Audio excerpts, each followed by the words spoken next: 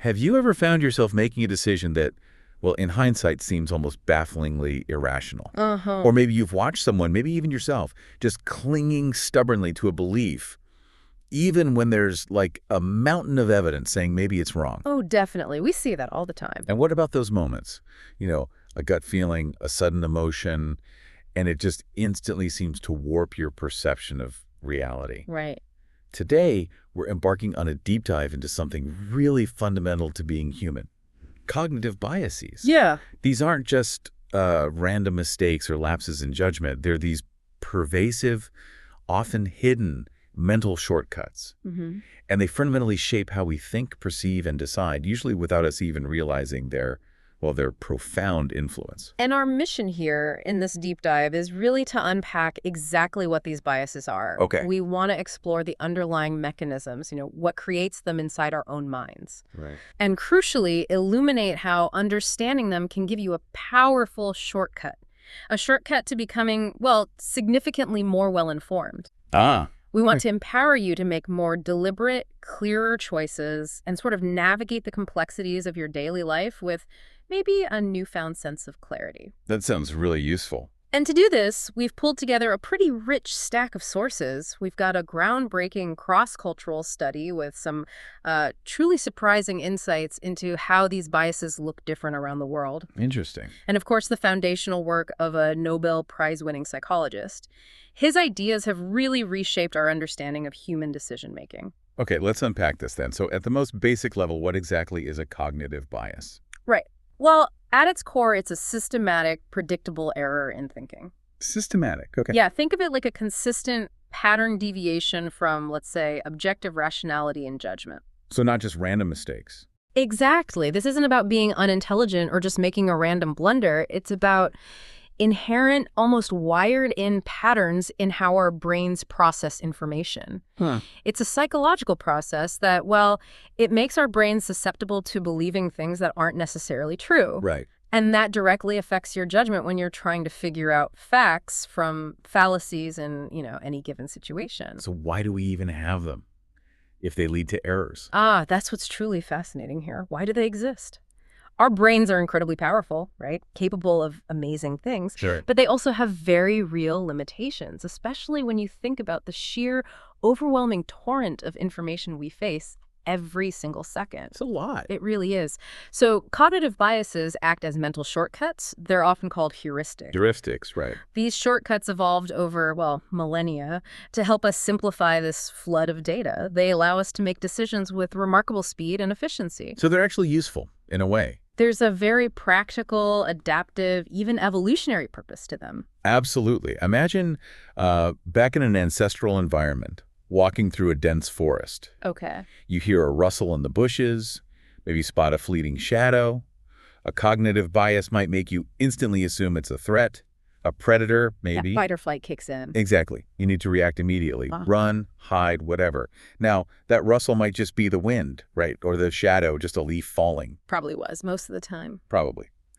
But relying on that rapid mental shortcut could, in a situation where milliseconds matter, get you away from real danger. So, in many historical contexts, these biases were literally lifesavers. They prioritized swift action over perfect accuracy. That makes perfect sense. Speed over accuracy for survival. But you mentioned it's important to distinguish these biases from logical fallacies. They sound similar. They do sound similar, and both can lead to errors, but they're fundamentally different things. Okay.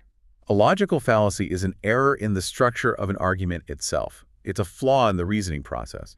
Like the argument doesn't hold water. Exactly. The conclusion doesn't follow logically from the premises, even if the premises themselves are true. It's about the mechanics of the argument. Got it. A cognitive bias, though, is an error rooted in our own internal thought processing. It's often linked to limitations in our memory or our attention or how we attribute causes to things. So it's about how my mind works, not the argument itself. Precisely. It's about how your mind interprets and processes information, sometimes leading you to misinterpret a perfectly logical argument because of your internal wiring, your built-in shortcuts. And speaking of how our minds work, you mentioned a Nobel Prize winner. Daniel Kahneman. Yes, Daniel Kahneman. Much of our modern understanding of these ingrained shortcuts comes from his groundbreaking work alongside his late colleague Amos Tversky. Right. Tversky, too. They fundamentally reshaped how we see human decision-making. They introduced this foundational idea, now widely accepted, of the two systems of human thought. The two systems. Okay. Yeah, it's a concept that really pulls back the curtain on how we operate. Tell us about them. System 1. Right. Kahneman's seminal work, especially his book, Thinking Fast and Slow, brilliantly introduces these. First, there's System 1. He calls it fast thinking. Fast thinking. It's characterized by being automatic, effortless, intuitive, frequent, and largely unconscious. Like instinct. Very much so. It's the part of your brain that knows 2 + 2 = 4 instantly. No conscious thought needed. Right. Or the part that lets you detect hostility in someone's voice, or read simple sentences, or react to a sudden loud noise without having to think about it. Just happens. Just happens. System 1 is constantly generating impressions, feelings, emotions. It makes a vast number of our daily decisions without us ever needing to consciously deliberate. Wow. Kahneman famously calls System 1 both the hero and the villain of our mind. The hero and villain. Why? Well, it's the hero because it manages an immense amount of information, allows for incredibly quick responses. But it's also the villain because it's the primary source of our strongest biases and flaws. Ah, okay. That's where they live. That's mostly where they live. And here's a crucial, almost unsettling insight he provides. System 1 often runs the show in our minds. Runs the show? Yeah, while System 2, our conscious self, often operates under the delusion that it's in charge, believing it's making all the deliberate choices. That is a bit unsettling, isn't it? The idea that our conscious selves aren't really driving as much as we think. It can be, yeah. So if System 1 is this fast, automatic, intuitive mode, then System 2 must be the opposite, slow thinking. Exactly. System 2 is our slow thinking system. This is the conscious, deliberate, effortful, logical, and calculating part of our minds. The part that feels like work. Precisely. If I ask you to solve a more complex math problem, say 17 times 34. Uh-oh. Yeah, I'd need to actually think. You consciously engage System 2.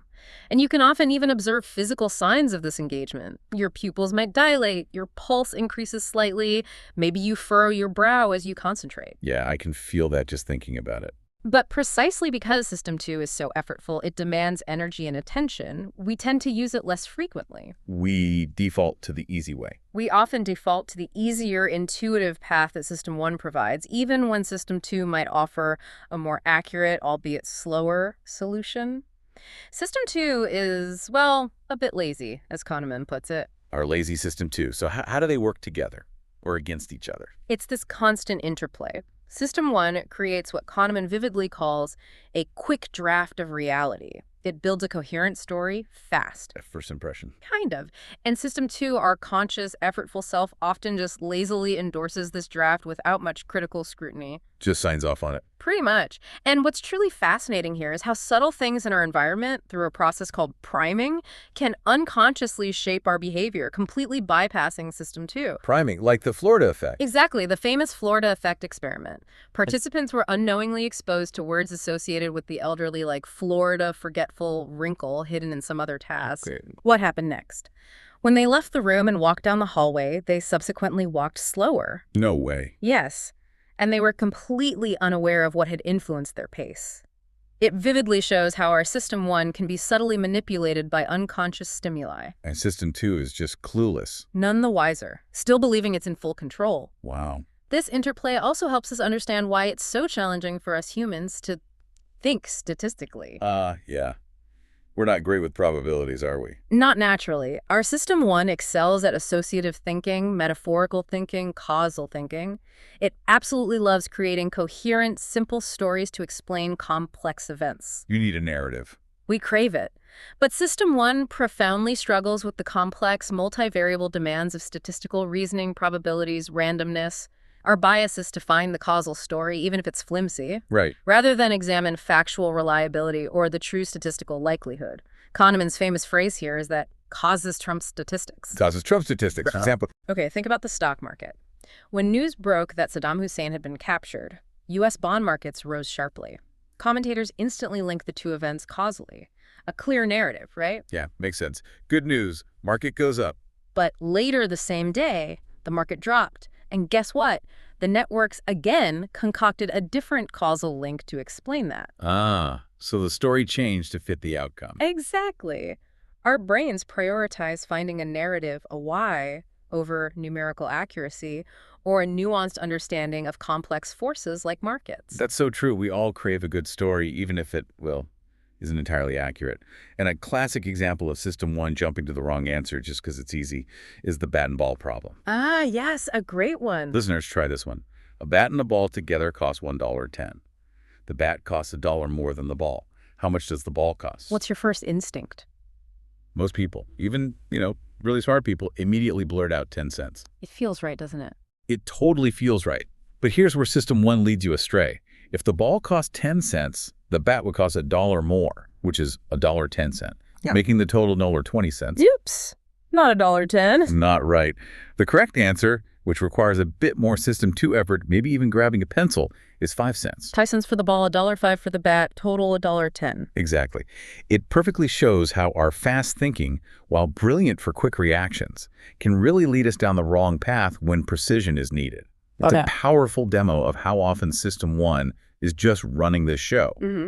Okay, let's dive deeper then. Let's look at some of these common cognitive biases and their pervasive real-world effects. There are loads of them, right? Oh, dozens. Yeah. Scores, probably. Yeah. But we can focus on some key ones, starting with those affecting how we perceive and process information. Sounds good. Where do we start? First up is confirmation bias. This is a really, really deeply ingrained tendency, almost like a psychological filter. Okay. It's the tendency to actively seek out, interpret, favor, and recall information that supports our existing beliefs. So we look for stuff we already agree with. Exactly. And at the same time, we ignore or aggressively discount any evidence that contradicts them. It's like our brain's search engine is programmed only to bring back results that confirm what we already think. So what does this mean for you and me in practice? Well, think about political viewpoints. This bias is a huge player in solidifying them. The echo chamber effect. Precisely. People selectively consume news sources that align with their ideologies. They might only watch one news channel, follow certain people online, creating these echo chambers. And that leads to Deeply distorted perceptions of reality. And unfortunately, it actively fuels the spread of misinformation because contradictory facts just get dismissed or aren't even seen. And in business. Oh, it can be disastrous. Imagine a tech strategist totally convinced their new product is a guaranteed hit. Okay. They might cherry-pick market research that aligns with their optimism, maybe ignoring critical data warning about low user adoption or a competitor's strength. Leading to costly mistakes. Incredibly costly errors. Or think of an investor only looking for news supporting their stock choices, actively ignoring negative reports or warning signs. It just blinds us to dissenting information, no matter how valid it might be. Okay, that's confirmation bias. What's next? Then we have anchoring bias. This describes our profound over-reliance on the very first piece of information we encounter. The first thing you hear sticks. It really does. We call it the anchor.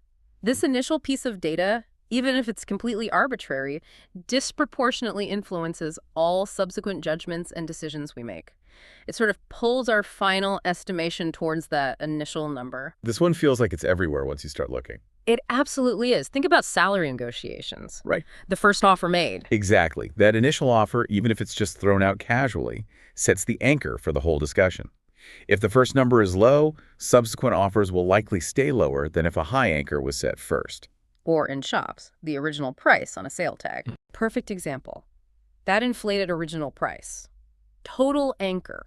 Designed to make the discounted price seem like an incredible deal, even if it's still objectively high. Right, like if you learn the average price for a car is, say, $20,000. Then anything below that feels like a bargain, right? You might not even search for better deals elsewhere because you're anchored to that average. Kahneman had an example with Gandhi's age. He did, a vivid one. If you first prime someone by asking an absurd question like, did Gandhi die before or after age 144? Which is obviously wrong. Obviously. But then when you ask them to guess his actual age of death, their answer will be surprisingly higher, closer to 100 maybe, than if you'd asked if he died before or after age 35. Even though they know 144 is impossible. Exactly. That completely arbitrary number still pulls their estimation upwards, demonstrating the sheer unconscious power of an anchor. Wow. Okay. Anchoring. What else affects how we process info? Closely related is the availability heuristic. This is another mental shortcut where we overestimate the likelihood or frequency of events based on how easily examples or memories come to mind. So if it's easy to remember, we think it's common. Precisely. If something is more memorable, maybe more recent or more vivid and dramatic, we perceive it as more common or more likely to happen, regardless of its true statistical probability. And this is why sensational news stories like, I don't know, plane crash. Exactly. A rare plane crash gets huge coverage. It's vivid, it's scary, and comes easily to mind, so people start perceiving flying as far more dangerous than it statistically is compared to, say, driving. Even though driving is statistically much riskier? Much riskier. Or think about health risks. Recent media coverage of a rare but traumatic disease cluster can amplify its perceived danger in our minds. Even if the actual chance of getting it is tiny. Tiny. I remember reading about a study from 30 years ago. People widely believed car accident deaths were way, way more likely than death by diabetes. Maybe 100 times more. The true ratio was actually 1 car death for every 4 diabetes deaths. Whoa, the opposite. Completely skewed. Simply because news about dramatic, sudden car accidents was far more available and memorable in the media than the slow, quiet progression of diabetes. Our brains just latch on to the vivid. That makes sense. What about the familiarity bias? Is that related? It is related, and it's particularly potent today, especially with social media and how fast information spreads. How does that one work? It works on the principle that high volume equals believability. Basically, repeated exposure to information, regardless of whether it's true or where it came from, Just hearing it over and over? leads the brain to perceive it as more believable. If you hear something often enough, even if it's a complete lie, your brain unconsciously starts to treat it as true. It's almost as if familiarity equates to validity. That sounds like a tool for propaganda. It's a powerful tool in propaganda and disinformation campaigns, absolutely. Repetition breeds acceptance. Scary. Okay, what about attentional bias? Attentional bias is our tendency to selectively pay attention to certain aspects of a situation while completely ignoring others. So we focus on one thing and miss something else important. Exactly. It's not just about what we notice, but what we miss. Sometimes to our detriment. Like buying a car. That's a perfect illustration. You might get so laser-focused on the aesthetics, the cool color, the fancy interior, the tech gadgets. The fun stuff. Right. And you might completely neglect crucial long-term factors like the safety record, the fuel efficiency data, or the likely maintenance costs. The boring but important stuff. Your attention is biased towards certain features that appeal to your system one, maybe the emotional side, and other vital details just fade into the background. Any other examples? Think of a project manager totally fixated on hitting a tight deadline. Okay. They might completely miss the growing signs of team burnout or critical quality control issues that are starting to creep in. Because they're just focused on the clock. Exactly.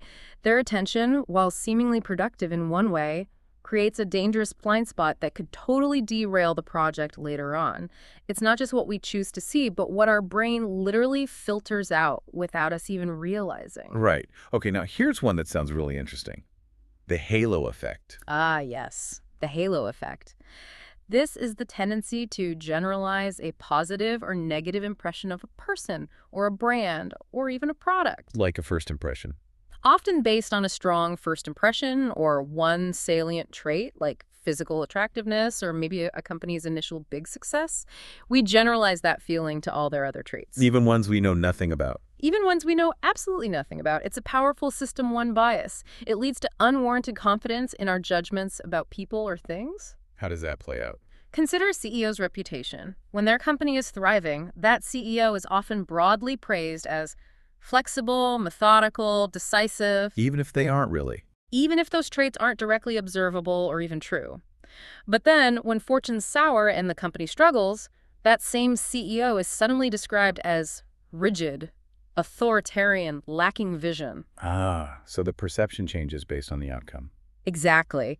What's happening is the halo effect reverses causality in our minds.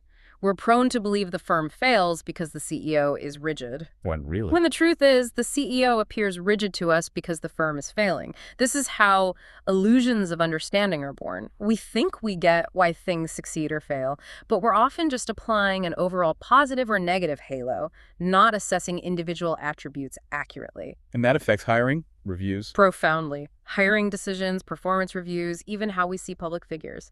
That initial halo, positive or negative, casts a long shadow. Fascinating. Okay, let's shift gears a bit. What about biases that turn inward? The ones affecting our self-perception, how we judge ourselves. Right, these are crucial too. First up is a big one, overconfidence bias. Thinking we're better than we are. Essentially, yes. It's an excessive, often unwarranted, confidence in your own knowledge, your abilities, or the accuracy of your predictions. And the danger is? It almost always leads to underestimating risks and wildly overestimating potential returns or successes. Okay. And overconfidence isn't just one thing. It tends to show up in three main ways. 3 ways? Yeah.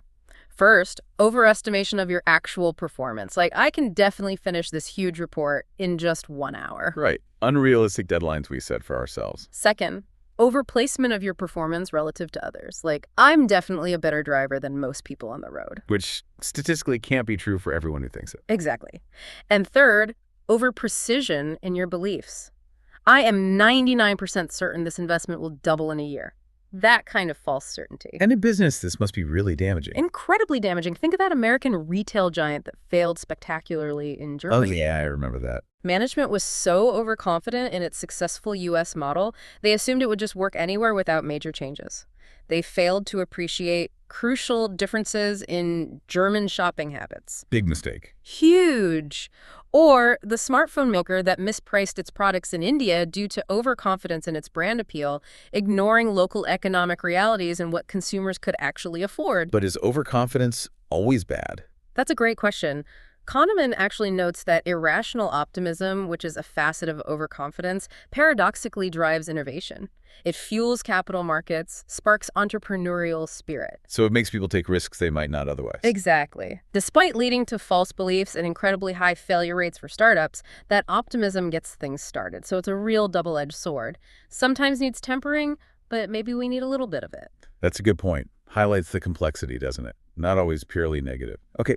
What's next in self-perception biases? Next, we have the classic self-serving bias. Self-serving. Sounds like what it is. It really is. We all fall prey to this one. It's the tendency to attribute our successes to our own internal, personal factors, our skills, our effort, our intelligence. I succeeded because I'm brilliant.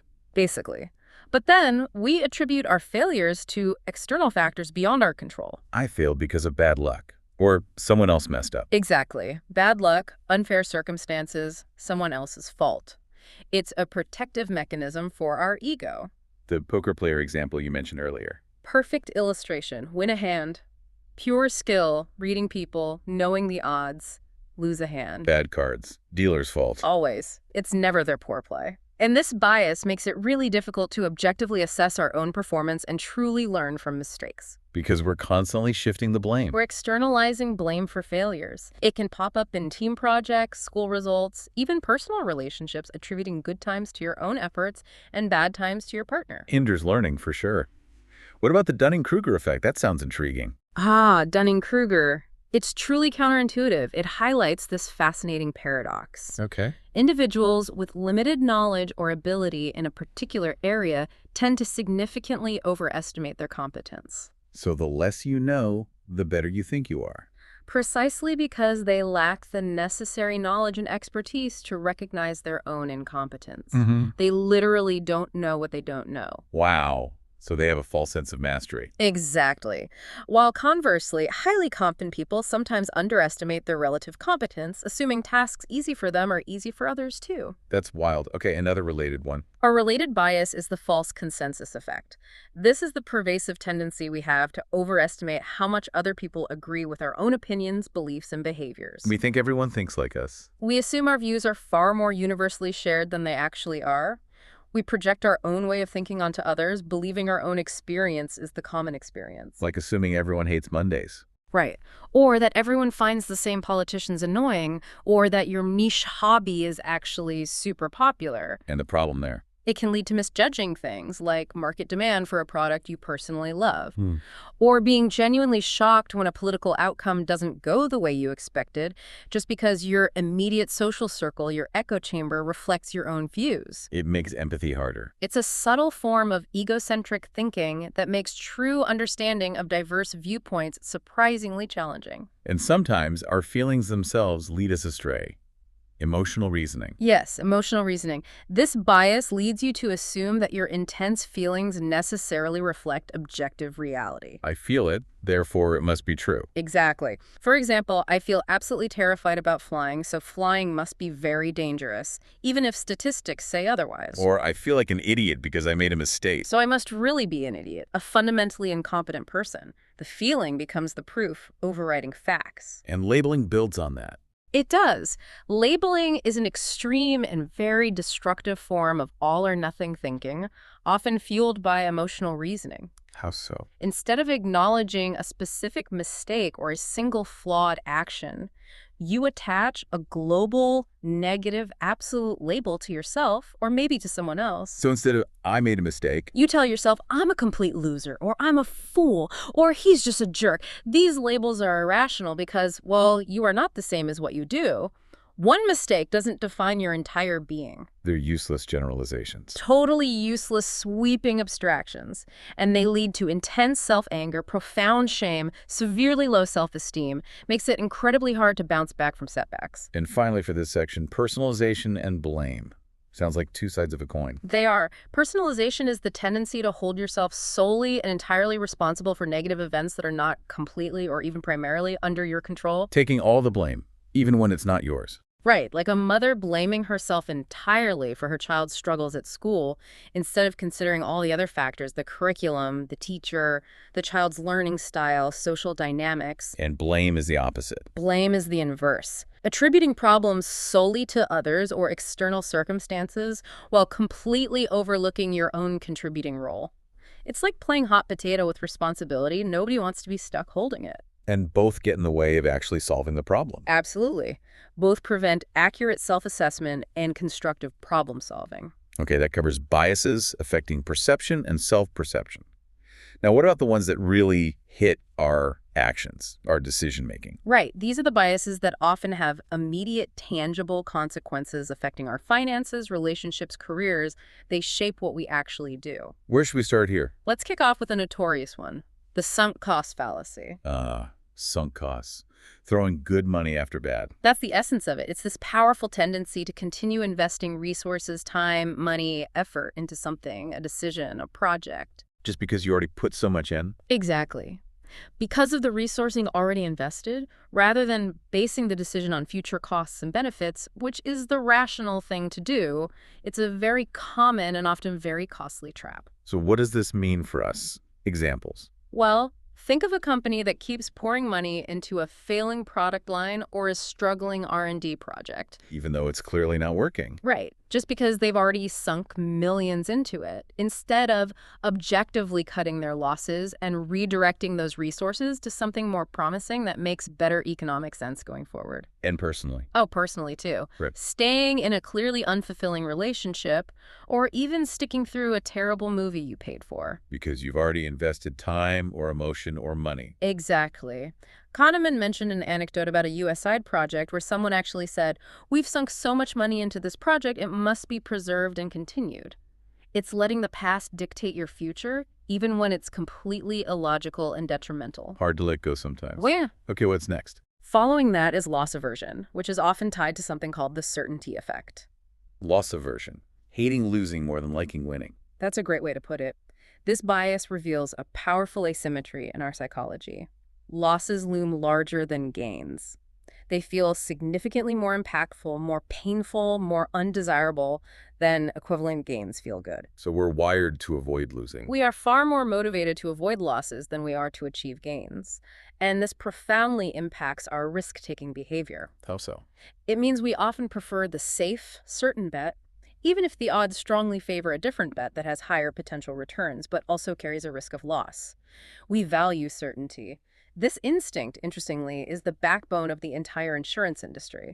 Because insurance protects us from potential loss. Exactly. It thrives on our deep-seated fear of loss, our desire for certainty. That makes so much sense. It explains why people might over-insure for things, even really unlikely events. It does. And consider this thought experiment Kahneman uses.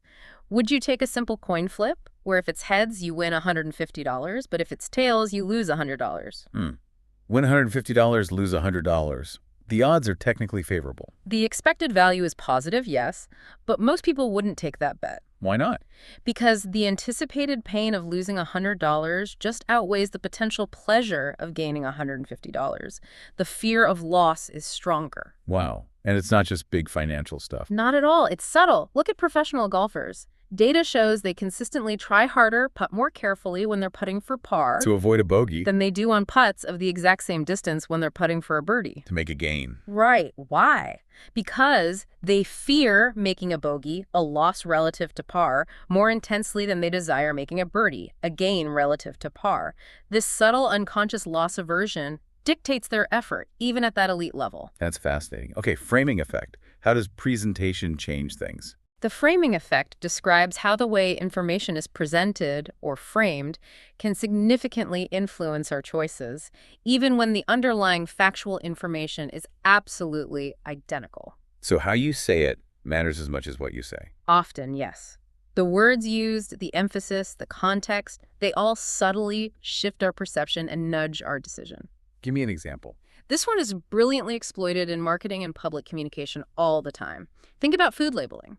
A yogurt labeled 90% fat-free Sounds healthy. versus one labeled contains 10% fat. Sounds less healthy, even though it's the same thing. Exactly the same nutritional reality, but the fat-free framing is almost universally more appealing. It encourages purchase. Or in medicine. Same thing. A medical treatment framed by its 90% success rate sounds far more appealing, more trustworthy. Than one framed by its 10% failure rate. Even though they convey the exact same statistical reality, it just shows how easily our system one can be swayed by the presentation, the frame, rather than the raw data itself. Okay, moving to more internal drivers of action. Statements. Should statements. This bias involves having rigid internal rules or expectations about how you or others should behave. Using words like should, must, have to, ought to. Like, I should be perfect at my job. Or they should always be on time for our meetings. Or I must get this promotion. And the problem is? When these often unrealistic and inflexible expectations aren't met either by ourselves or by others, it leads to intense feelings. Guilt, frustration, disappointment, anger.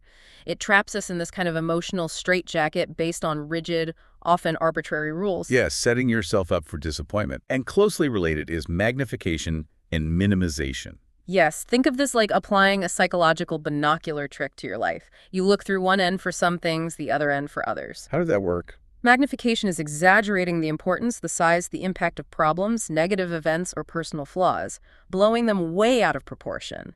Seeing a small setback as a catastrophe. Making mountains out of molehills. Exactly. Conversely, minimization is inappropriately downplaying the importance of positive qualities, achievements, or good events, making them seem insignificant or like flukes. Oh, that success was just luck. So it distorts your view of reality. Prevents a balanced, realistic view. You magnify the negative, minimize the positive. What about all or nothing thinking? This is an extreme form of thinking in black and white, also called dichotomous thinking. It perceives situations in absolute extreme terms. There's no middle ground, no nuance, no shades of gray. Perfect or total failure. Exactly. If something isn't absolutely perfect, it's considered a complete failure. There's no room for partial success or incremental progress or just learning from mistakes. Like the diet example. Perfect example. You're on a diet, you eat one cookie. All or nothing thinking says, I've blown my entire diet, it's ruined, I might as well eat the whole box now. Instead of just saying, okay, I ate a cookie, now back on track. Right. It eliminates flexibility, resilience, and healthy adaptation. Very rigid. And finally, jumping to conclusions. Yes, this one manifests in two common and problematic ways. Both involve making arbitrary negative conclusions without enough factual evidence. Okay, what's free? The first is mind reading. This is when you arbitrarily assume that others are thinking negatively about you or judging you or have bad intentions without any real proof. Like assuming your friend is annoyed because they didn't text back immediately. Exactly. Even though they might just be busy or their phone died or a million other reasons, you jump to the negative conclusion about their thoughts towards you. And the second way? The second is fortune telling. This is when you arbitrarily predict bad outcomes for yourself or others, often without any real basis in reality. You just assume things will inevitably turn out badly. Like, I'm definitely going to fail this exam, even before studying. Or, this presentation is going to be a disaster. It leads to anxiety, stress, and often becomes a self-fulfilling prophecy because you act based on that negative prediction. Wow. Okay, so we've covered a lot of individual biases, but you mentioned earlier culture plays a role. It does, and this is where things get really fascinating, challenging some older assumptions. How so? While most of the early research on cognitive biases was done primarily in Western cultures, North America, Europe, this led to some assumptions about these biases being universal, looking the same everywhere. But maybe they don't. Exactly. A groundbreaking cross-cultural study compared cognitive biases in the UK, representing a typical Western culture, and Hong Kong, representing an East Asian culture. And it offered some genuinely surprising insights. Okay, I'm intrigued. What were they looking for? They aimed to test two competing hypotheses, really. Hypothesis 1. One idea, rooted in existing self-enhancement literature, predicted that Westerners would actually be more positively biased. Why? Because Western cultures often emphasize individual achievement, self-esteem, self-expression. The thinking was, this fosters a more optimistic, self-enhancing view. You talk yourself up more. Makes sense. What was the alternative hypothesis? The alternative, interestingly, was driven by paradoxically lower reported rates of certain mental health disorders, like depression, in East Asia compared to Western nations. Lower rates. Okay. So this hypothesis predicted the opposite, that East Asians would be more positively biased, assuming there might be a link between having these positive biases and greater psychological well-being or resilience in those cultures. So two totally opposite predictions. Westerners more positive versus East Asians more positive. What did they find? And here's where it gets really interesting. The results were surprising and contradicted that first hypothesis. How so? The data revealed that the Hong Kong residents were, in fact, more positively biased than people in the UK on several key measures of attention and interpretation. More positive in Hong Kong, Yeah. for example. For instance, they used a scrambled sentences task. People unscramble sentences that could have either a positive or negative meaning, revealing their unconscious bias. Hong Kong participants were significantly more likely to unscramble them into a positive meaning compared to the UK participants. It was something like 75% positive interpretations versus 68%. That's a noticeable difference. It is. And this finding was consistent with the second hypothesis, the one linking positive biases to potentially lower rates of psychopathology in East Asia.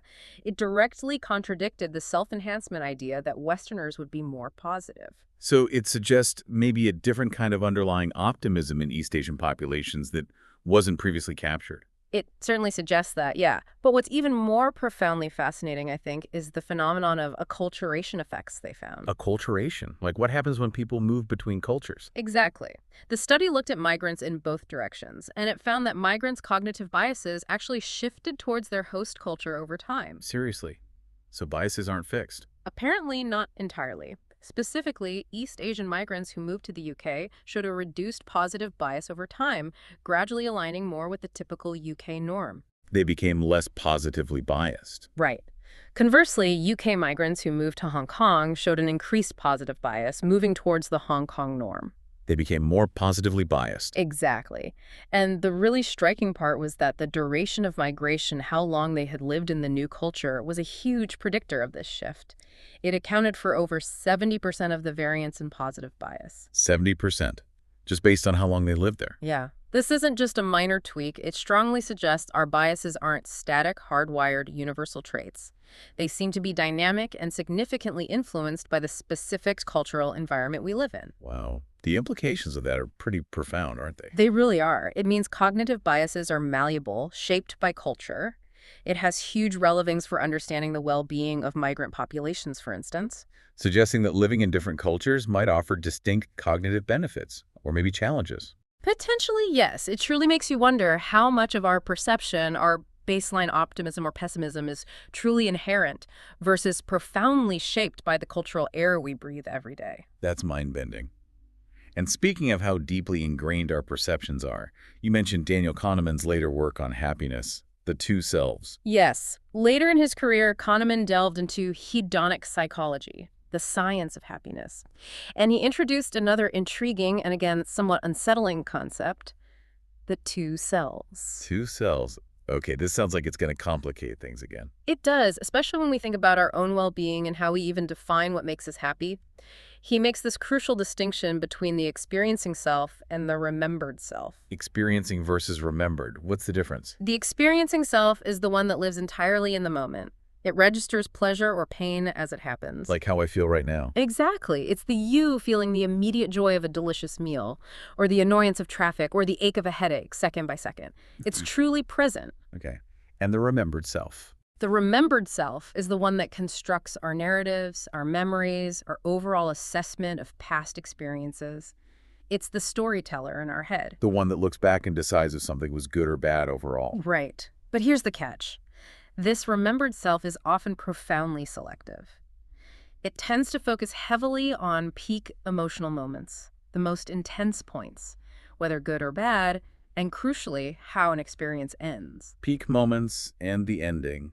What does it ignore? It largely neglects the overall duration of the experience. How long the pleasure or pain actually lasted doesn't seem to matter nearly as much to the remembered self. That seems weird. Duration doesn't matter. Not much. According to Kahneman's research, it's like the storyteller just highlights the most dramatic scenes in the final scene and forgets about all the mundane bits in between, even if they made up most of the time. So what's the implication of that?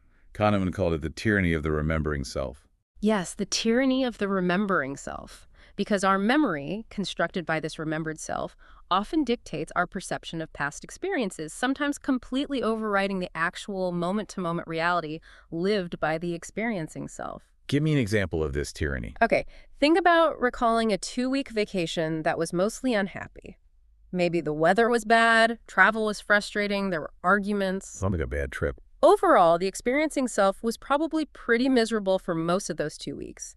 But maybe on the very last day, you had 20 minutes of a truly joyful peak activity, maybe amazing whitewater rafting or seeing something incredible. Okay, one great moment at the end. Your remembered self might latch onto that peak moment and the positive ending, and you might recall the entire vacation as being pretty good, largely forgetting the 2 weeks of discomfort or boredom. So the memory overrides the experience. It does, and this is incredibly powerful. The entire tourist industry, for example, largely relies on creating these memorable peak moments and positive endings. Because that's what we remember and talk about. That's what we recall, that's what we rave about to friends, and that's what we base our future decisions on. Let's go back there. Not the average moment-to-moment experience of the experiencing self. It's a remarkable distortion of reality, all for the sake of a good story in our heads. Wow. So how does this affect happiness research? You mentioned income. Right. This distinction has profound implications. Kahneman often cited a seminal finding from a large U.S. study, the Gallup Healthways Well-Being Index. What did it find? It found that while a lack of income below a certain threshold, roughly $75,000 a year back then in high-cost areas, definitely correlated with increased daily unhappiness, stress, and negative emotions. So being poor makes the experiencing self less happy. Makes sense. Yes. But here's the kicker. Above that threshold, experienced happiness, the moment-to-moment feeling reported day-to-day, did not significantly increase no matter how much higher the income went. So more money above $75K didn't make people feel happier day to day. It was, as Kahneman vividly put it, an absolute flatline for experienced well-being. But surely people think more money makes them happier. That's the remembered self. Exactly. He stressed that this finding applies specifically to experienced happiness, the feelings of the experiencing self. The remembered self, looking back, might still rate life satisfaction higher with more income, because the story we tell ourselves about success often involves money. So our memory of happiness and our actual experience of it can be different. They can diverge significantly. It really complicates our understanding of well-being and what truly contributes to a happy life. It makes you question what we even mean by being happy and what we should actually prioritize: peak moments for the remembered self or consistent well-being for the experiencing self. That's a really deep question. Okay, so stepping back, what does this all mean for us? Why does understanding all these biases, from confirmation to loss aversion to our two selves, actually matter? Well, I mean, this deep dive really reveals just how profoundly these hidden mental shortcuts influence our decision-making in practically every aspect of daily life. Everywhere. Pretty much. From our personal relationships, how we interact with partners or family, our career choices, our financial decisions like investing or saving, right through to our professional judgments at work, and even, as we just discussed, our perception of our own happiness and past experiences. And they can lead us astray. They can subtly lead to suboptimal outcomes, increased risks, significant misunderstandings, and even serious interpersonal conflicts, often without us ever realizing the subtle internal forces that are actually pulling the strings. And on a bigger scale, society. On a broader societal level, these biases are absolutely central to understanding major issues, like the spread and acceptance of misinformation, especially now in the digital age. How so? Well, biases like confirmation bias and familiarity bias mean that our very human desire for social connection, for belonging to a group, can often overwhelm our desire for objective truth. We want to fit in more than be right. Sometimes, yeah. It leads us to readily accept and share information that hasn't been verified, simply because it aligns with our group's identity or because we've seen it repeated so often. It fuels polarization. And in the business world, we touched on some examples. Right. As we discussed with examples like overconfidence leading to failed product launches in new markets, or confirmation bias derailing strategic planning by ignoring negative data, these shortcuts can be silent saboteurs. They can lead to significant operational failures, wasted resources, and ultimately reduced competitiveness and less innovation. They get in the way of clear, rational thinking. So that's why, for you listening, as a critical thinker, as someone who wants to be genuinely well-informed, just being aware of these biases is the crucial first step, isn't it? It absolutely is. Simply knowing they exist, understanding their basic mechanisms, and starting to recognize their subtle influence in your own thinking and in the world around you, that empowers you. It gives you the chance to actively challenge and limit their often unseen grip on your thoughts and decisions. It's about gaining a kind of agency over your own mind. Exactly. A vital form of mental agency. Which leads us perfectly into strategies. How can we actually mitigate these biases? Can we get rid of them? That's the key question. And it's important to clarify right up front. Complete elimination of cognitive biases is, well, probably impossible. Why not? Because they are so deeply inherent to human cognition. They're part of our evolutionary toolkit, as we discussed. They often serve a purpose, even if it leads to errors sometimes. So the realistic goal isn't elimination, but rather minimization. Minimization. Yeah. Reducing their negative impact. Exactly. So you can make more informed, more objective, and ultimately more effective decisions. Okay, so what are some key strategies for individuals? Well, as you just said, the single most significant first step is simply awareness. Just knowing about confirmation bias or anchoring or loss aversion makes you more likely to spot it in action. Just knowing helps. Research suggests as it does. Targeted training in recognizing and countering biases can actually reduce their effects by a noticeable amount, maybe around 29%, according to one meta-analysis. That's pretty significant. It is. This awareness then feeds into practicing critical thinking, and specifically something called double loop learning. Double loop learning. Yeah, it means actively questioning not just your actions, what went wrong, but the underlying assumptions and beliefs that led to those actions in the first place. What assumptions did we make that made us think this was the right path? It's digging deeper than just surface corrections. Examining the why behind the what. Precisely. And a big part of that is actively seeking and rigorously scrutinizing evidence both for and against your beliefs. Not just collecting data that confirms what you already think, which is our natural tendency. Fighting that confirmation bias. Exactly. And related to that, as we saw with the cultural findings and echo chambers, actively seeking diverse perspectives is vital. Getting outside your bubble. Deliberately seeking out and genuinely considering viewpoints that challenge your own. Not just to argue against them, but to really try and understand them, to broaden your perspective and expose your own cognitive blind spots. That takes conscious effort. It does. It could be as simple as having a designated devil's advocate in a meeting, or making an effort to read news sources with different editorial slants than your usual ones. What else? Mindfulness. Mindfulness and self-awareness play a big role too. Taking dedicated time for introspection, reflecting on how your personal biases or even just your current emotional state, are you tired, stressed, excited, might be influencing your judgments right now. Checking in with yourself. Yeah. If you're feeling an emotion intensely, like strong anger or fear, take a pause. Ask yourself, does this feeling truly reflect objective reality, or is it maybe a System 1 overreaction coloring my perception? That pause can make a big difference. Huge. And we can also directly challenge some of those destructive internal biases we talked about, like labeling. by learning to define terms more precisely. If you catch yourself using vague, negative, absolute labels like, I'm a loser or he's a fool, try to clarify them. Ask yourself, what does that actually mean? You'll likely see them as irrational and unhelpful generalizations. Replace the label with the specific behavior. Exactly. Describe the specific behavior or mistake. I made an error on that calculation, not I'm an idiot. Similarly, reattribution is key for tackling personalization and blame. Spreading the responsibility appropriately. When something goes wrong, instead of automatically blaming only yourself or only others, actively try to consider multiple contributing factors, internal ones, external ones, situational factors. If a team project struggles, list out all the potential contributors, not just one scapegoat. It leads to a more accurate picture.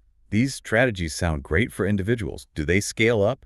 Can organizations use them? Absolutely. These principles scale up incredibly effectively and can make organizations much more resilient, innovative, and less prone to costly errors. Like what?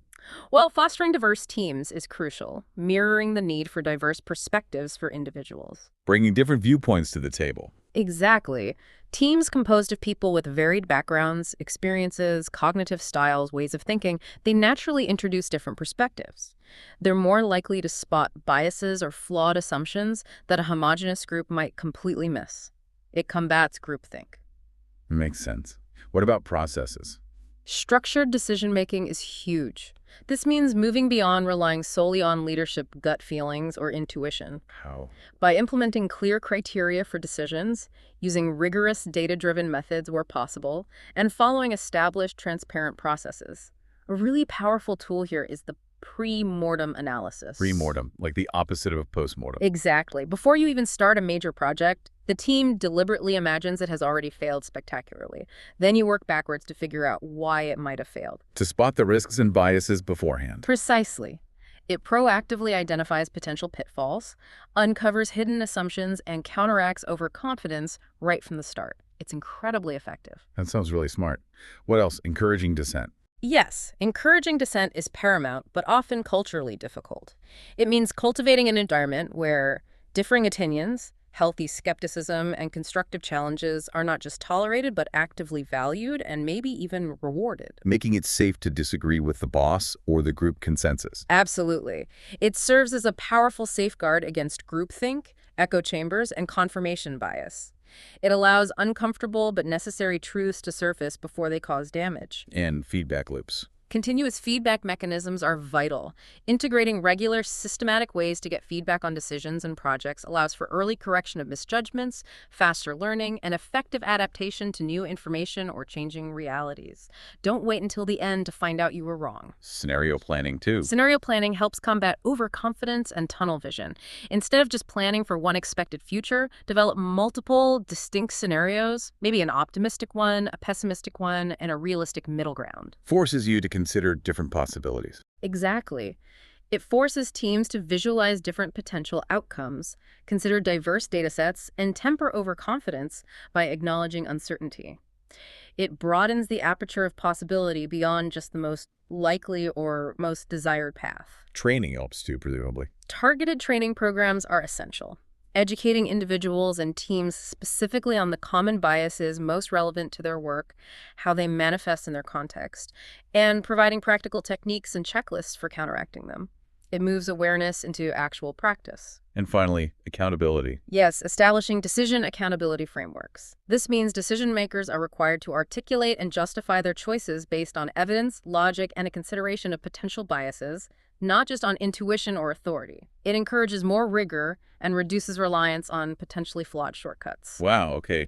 That's a lot of ground we've covered. What a journey, really. It really has been. We've explored the fascinating inner workings of our own minds, haven't we? Yeah. Uncovered those surprising cultural variations and cognitive biases, and really seen the profound impact these hidden shortcuts have on, well, everything. Our perception of reality, our daily decisions, even our fundamental sense of happiness. It's kind of humbling, but also incredibly empowering, don't you think? Indeed. I think the key takeaway is that understanding cognitive biases isn't about feeling inherently flawed or like we're just perpetually irrational robots. Right. It's not about beating ourselves up. Not at all. It's about gaining agency.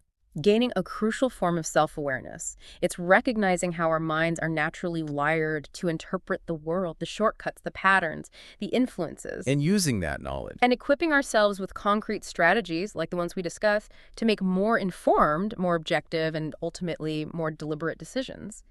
It's about moving closer to genuine critical thinking and achieving greater clarity in, let's face it, a world absolutely awash with information and influence. Which really brings us to a final, maybe provocative thought for you listening. This raises an important question to consider as you go about your day. If our cognitive biases are so deeply ingrained, maybe even adaptive sometimes for our survival and well-being as we discussed, how much pure rationality do we truly need or even really want in our pursuit of a good, fulfilling life? That's a deep one. And who, if anyone, should be responsible for helping us navigate these biases? Is it solely up to us as individuals? Or should there be a broader societal framework through education, cultural norms, maybe even organizational design that helps nudge us towards clearer thinking? Something to mull over.